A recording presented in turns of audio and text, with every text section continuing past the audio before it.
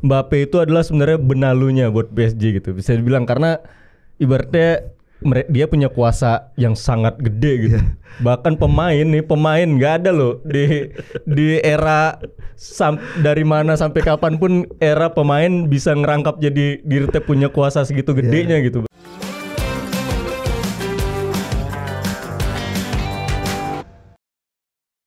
Selamat datang di Skor Radar episode terbaru.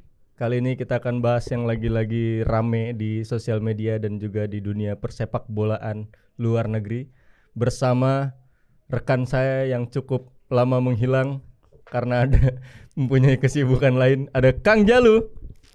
Halo. Mic-nya dong tuh kan, udah lama nggak syuting. Udah lama nggak syuting, jadi lupa. Ketemu lagi tapi kali ini lagi-lagi untuk kali keberapa ya saya bukan menjadi host ya. Iya. Udah digeser sekarang. Posisinya sama, nggak di Bandung, di sini digeser. Lu jangan lupa pakai mic, ntar suara lu hilang kalau nggak pakai mic. Bener suara sekarang diperjualbelikan nih kacau. Nah kalau di sebelah satu lagi ada bukan bos, apa namanya yang dituakan, Cupetong. Ada Mas Cahyo. Ya selamat sore. Dari pemilihan kostumnya aja kelihatan kan? Kelihatan.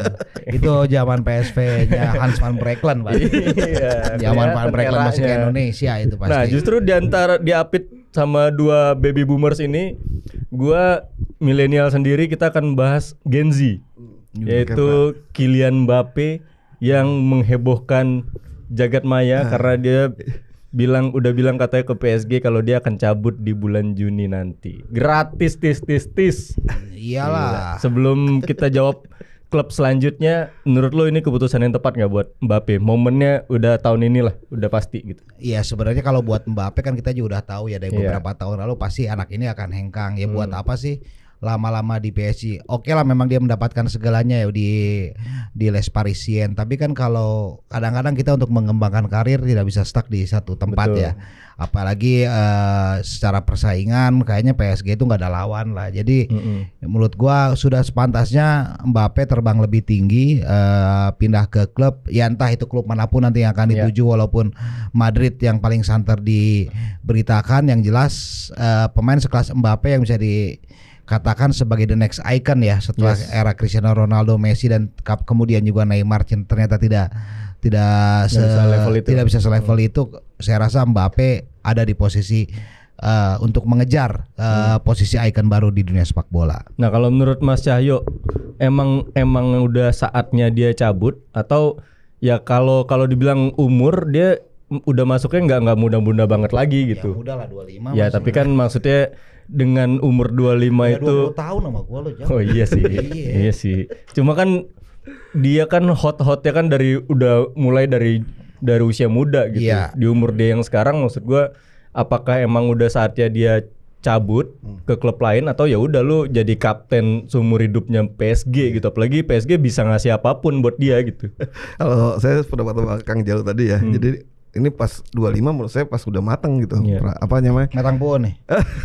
Enggak, maksudnya tadi masalah pindah itu tadi. Kemarin saya belum lama baca legenda Prancis itu Bizeng Lizarazu, kalau lo tahu bekas Bayar juga lah. Ini susahnya sama kagak, ini kan dia ikon juga Kang. Jadi menurut dia Mbappe emang udah waktunya untuk pindah kemanapun lah, seperti Kang Jalu bilang tadi. Cuma emang peluangnya katanya terbesar Madrid ya, walaupun sampai kita siaran ini Selasa sore nih ya. Iya, belum ada pernyataan resmi dari Madrid apa soal dia udah dapetin Mbappe. Terus sekarang dia udah dapat hampir semuanya ya kayaknya. Betul. Saya lupa di Piala Eropa dapat nggak sih? Belum ya. Di Piala Dunia udah dapat.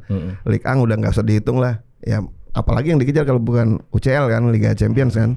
Ya kalau menurut saya emang Madrid salah satu tempat yang cocok ya. Walaupun City juga nggak kalah hebat, mentalnya juga udah naik juga. Kita tunggu aja sih. Kalau menurut saya wajar sih. Cuma yang jadi pertanyaan ntar Ligue 1-nya ini bagaimana gitu loh. Nggak dapat ikon lagi, nggak ada ikon lagi, itu aja.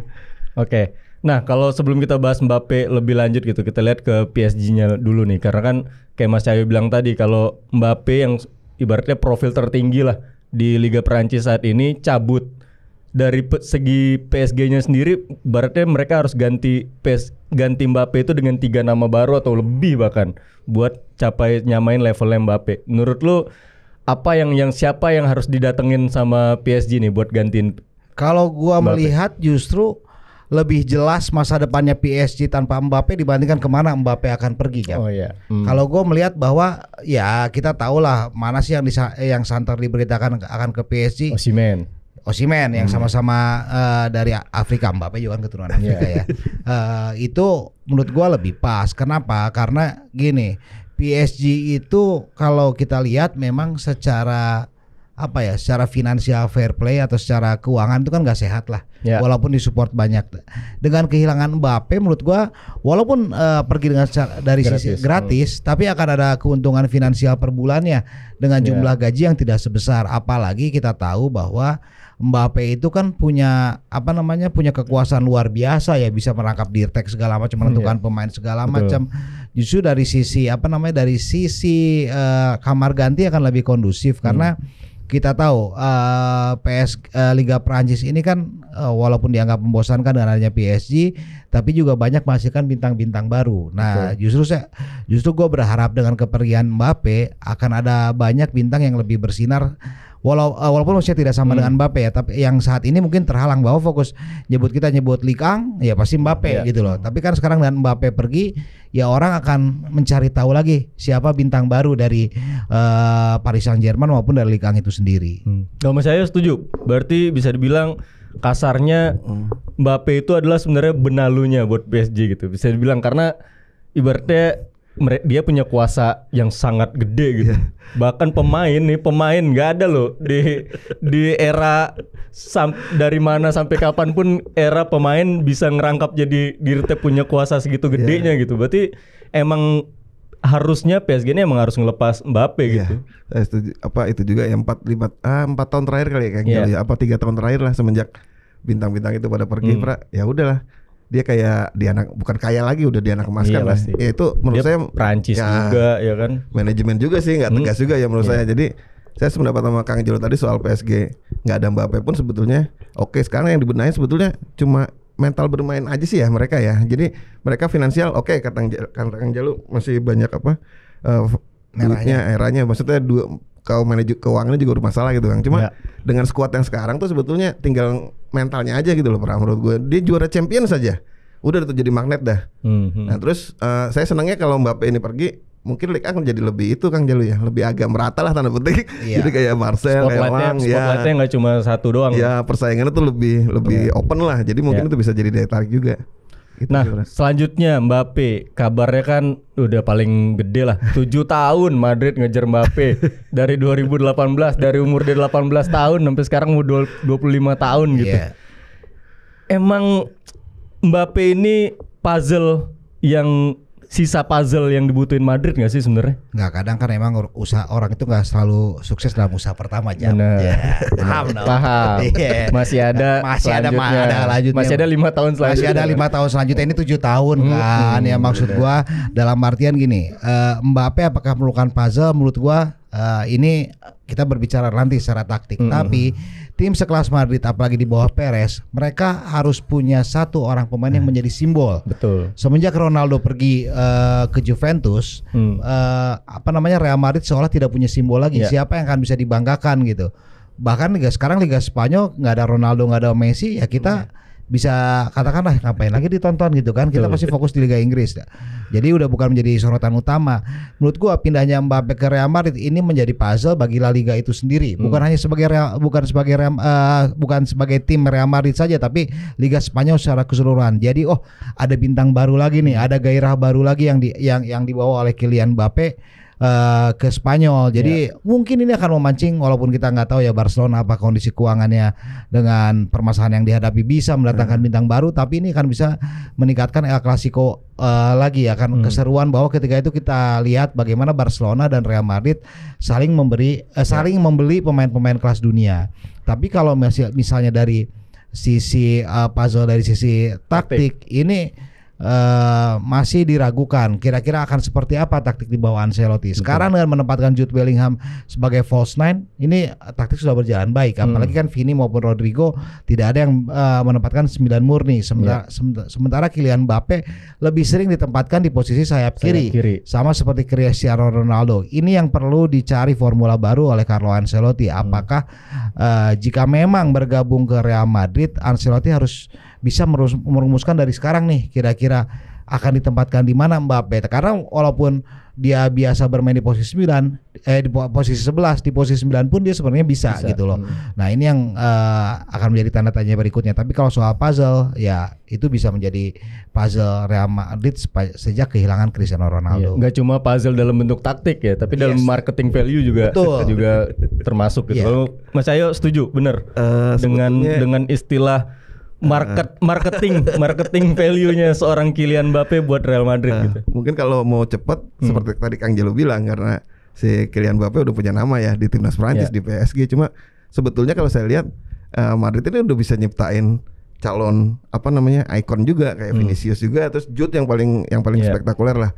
Sebetulnya puzzle itu tidak begitu, bukan, saya agak kurang ini kalau puzzle-nya ya, soal masalah puzzle si Kylian Mbappe ini jadi puzzle, karena saya pikir Madrid dengan yang sekarang pun udah mapan lah. Terus yang saya salut dari Madrid ini, bagaimana mereka bisa bangun mental juara gitu loh. Untuk anak-anak hitungannya kan kayak Tchouaméni, kayak Camavinga, anak baru kemarin sore ya, maksudnya usianya muda banget, cuma mental juaranya udah pada dapat gitu loh.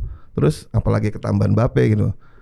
Itu aja sih kalau menurut saya. Jadi resiko juga sih Kang Jalu kalau kayak dulu Galacticos itu ya ngumpulin bintang ya, juara Liga Champions UCL cuma sekali malah ya kan. Kalau dipikir agak pisau bermata dua juga ini Madrid mendatangin Mbappe. Terus yang kedua, apa bener ini Madrid bener-bener kalau orang Jawa bilang legowo lilo lah, maksudnya akhirnya bisa dapetin, karena kan dia ngototnya dulu ya, bukan sekarang. Pengennya tuh dulu gitu loh, karena dia tengil lagunya tanda petik lah, nggak mau udah dirayu juga nggak mau ya. Kita nggak tahu nih apa ntar di Madrid dia di tanda petik dicuekin atau enggak, kita menarik juga sih ini dilihat. Tapi kalau menurut gue harusnya momen tepatnya itu musim lalu ya kan. Musim lalu ketika Benzema cabut, dianya juga lagi tinggi-tingginya gitu ya. Tapi di musim ini pun nggak salah juga, karena Mbappe itu bisa jadi pelengkap era regenerasinya Real Madrid kalau menurut gue. Di usia dia sekarang 25 tahun, dengan pemain-pemain yang ada di Madrid saat ini, dia yang paling mateng.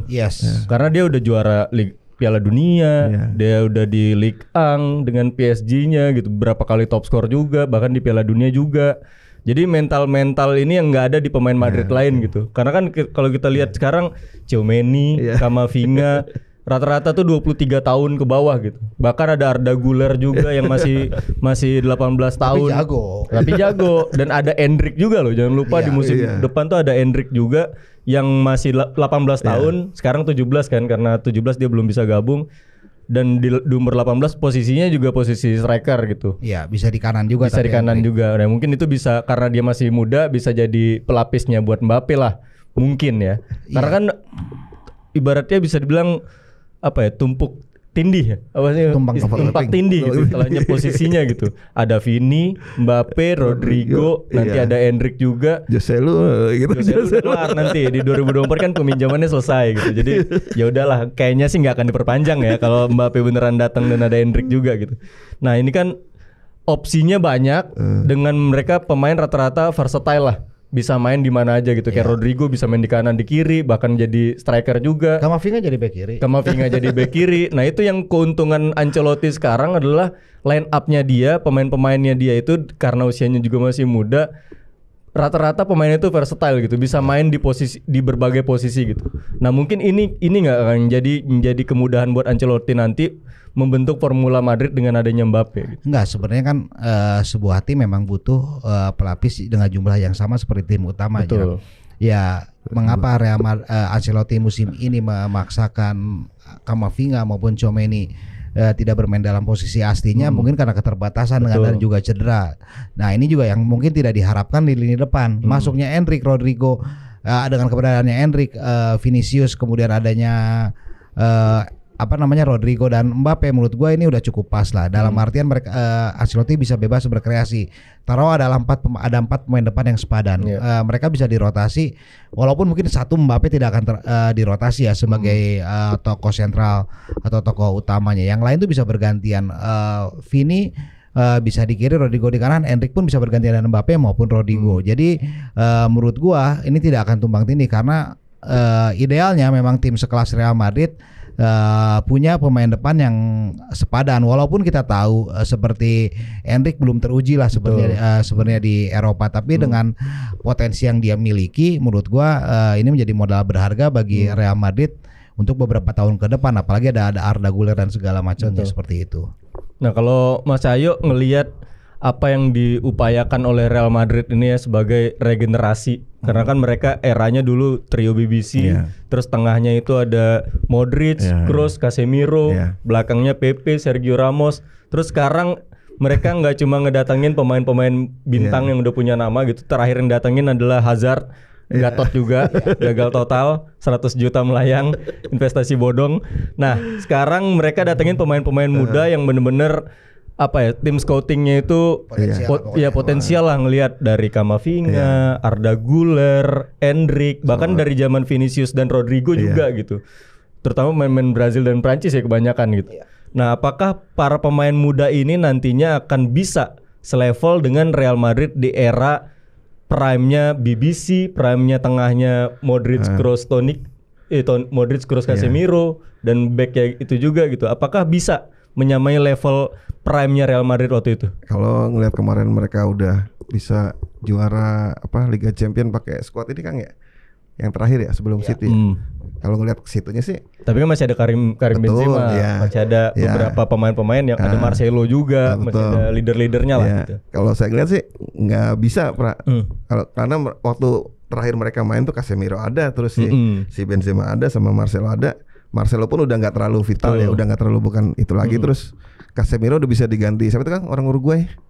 Fede Valverde. Fede itu tuh anak setan juga tuh. Jadi back-backnya gelandangnya Madrid ini bisa kayak box to box semua gitu saya lihatnya. Jadinya gimana ya? Saya lihat menurut saya sih bisa aja itu jadi nyamain nama eranya si zaman Zidane lah atau Ancelotti yang pertama lah.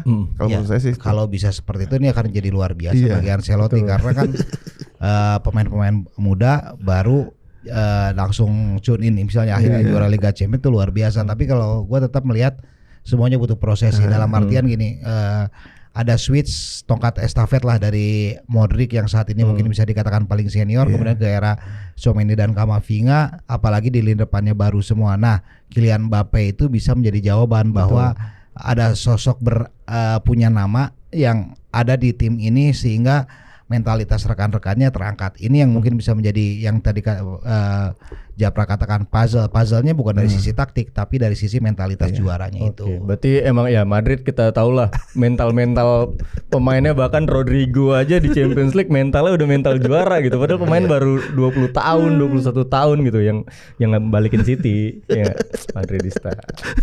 Liverpool ya enggak? Nah, berarti bisa lu setuju kalau dengan hadirnya Mbappe, Real Madrid di beberapa musim ke depan kan dia isunya adalah 5 tahun ya.